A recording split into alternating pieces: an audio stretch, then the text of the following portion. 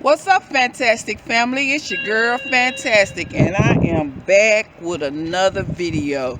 We are in Memphis, Tennessee, on site at the National Civil Rights Museum.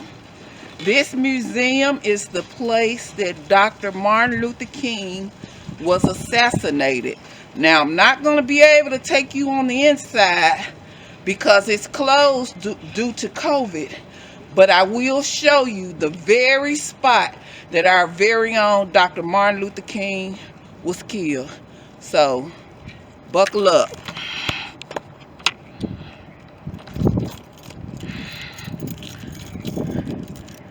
Here's the front. Let's zoom in a little bit. National Civil Rights Museum at the Lorraine Motel. This was originally a hotel back in the civil rights days. Um,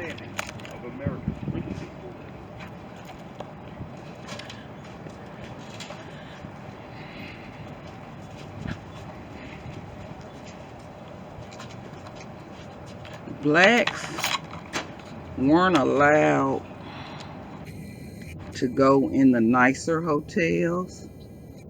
So this is, if you were somebody, this is the hotel you stayed in back in the 60s. It says the Lorraine Motel, originally the Windsor Hotel, 1925, and later one of only a few hotels for black.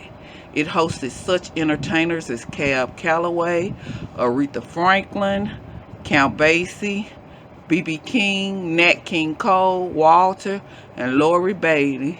Bought it in 1942, renaming it the Lorraine. Dr. Martin Luther King Jr. was assassinated outside room 306 on April 4th, 1968, making it a symbol for the civil rights movement. In 1982, a local non-profit group saved the site from foreclosure for use as America's first civil rights museum. Now, years later, after Dr. King was killed, um, it had pretty much become a hotel for dope addicts, prostitutes, and pimps. And that's why they bought it and decided to make it a civil rights.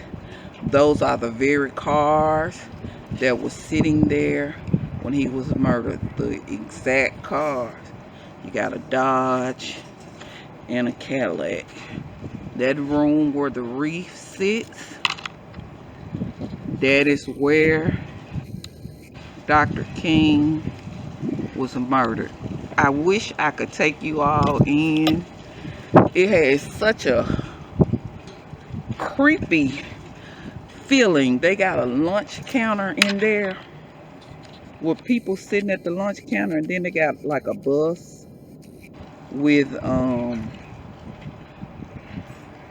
Rosa Parks sitting there. And I mean, it's so spooky.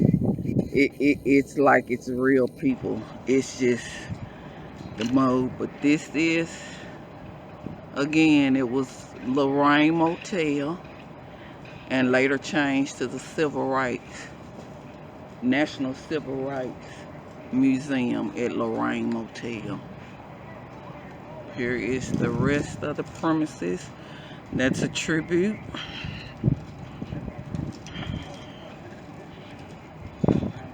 And then, you know, you got a little monument. And the museum has recently expanded to include this area, which was not originally there. And I want to show you something. You cold, baby? We down on the river, so see the sign. Usually during this time of year, and also in April, On the day he died, they'll have marches going through here. And you can hardly get through. But everything is shut down because of our moratorium. There's the sign. If you can look to your right, let's zoom in. This lady, you don't see a person, but the lady back in the 80s when I was in high school, she was protesting them bringing the museum here, and she said she would never leave. So she sat out front protesting. I was in high school, and you know, I'm a woman of age now. And she said she wouldn't move. She was directly in front, but they made her relocate.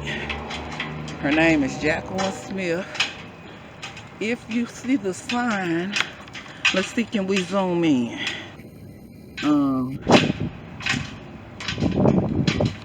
Zoom in a little more. Jacqueline Smith is in protest here, 33 years, and I can't see the day, but she lives right there on that sidewalk, and has lived there 33 days. I mean 33 years, I'm sorry. Yeah. This is the world headquarters of the Church of God in Christ, and right next to it, it used to be called the Mason Temple. This is where Dr. King preached his very last sermon, right there. And there you have it. Memphis has history.